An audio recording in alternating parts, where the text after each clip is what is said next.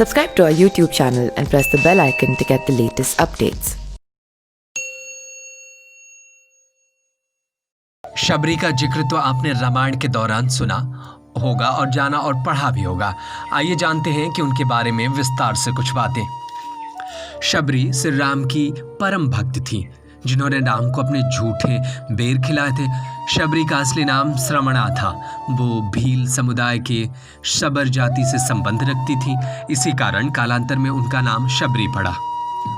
उनके पिता भीलों के मुखिया थे। श्रमण का विवाह एक भील कुमार से तय हुआ था। विवाह से पहले कई 100 पशुओं की बलि लाए गए, जिन्हें देख श्रमणा बड़ी आहत हुई। ये कैसे परंपरा, ना जाने कितने बेजुबान और निर्दोष जानवरों की हत्या की जाएगी। इस कारण शबरी विवाह से एक दिन पूर्व भाग गई और दंडकारण्य में मातंग ऋषि तपस्या किया करते थे।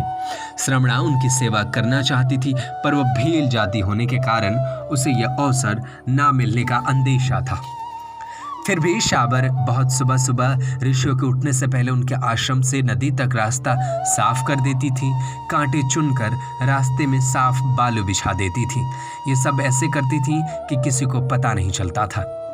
एक दिन ऋषि श्रेष्ठ को शबरी दिख गई और उनकी सेवा से अति प्रसन्न हो गए। उन्हें शबरी को अपने आश्रम में शरण दे दी। तब मतंग का अंतिम समय आ गया। उन्होंने शबरी से कहा कि वो अपने आश्रम में ही भगवान श्री राम की प्रतीक्षा करे, वे उनसे मिलने जरूर आएंगे। मतंग ऋषि की मौत के बाद शबरी का समय भगवान राम की प्रतीक्षा में बीतने लगा। वो अपना आश्रम एकदम साफ रखती थी। रोज राम के लिए मीठे बेर तोड़ कर लाती थी। बेर में कीड़े ना पड़े और वो खट्टा ना हो, इसके लिए एक बार बेर चख कर तोड़ती थी। ऐसा करते करते कई साल बीत गए। एक दिन शबरी को पता चला कि 2 सुंदर युवक उन्हें ढूंढ रहे हैं। वो समझ गई कि उन्हें प्रभु राम आ गए हैं। उस समय तक वो वृद्ध हो चली थी, लेकिन राम के आने की खबर सुनते हुई उसमें चुस्ती आ गई और वो भागते हुई अपने राम के पास पहुंची। उन्हें घर ले आई और उन्हें पांव धोकर बिठाया।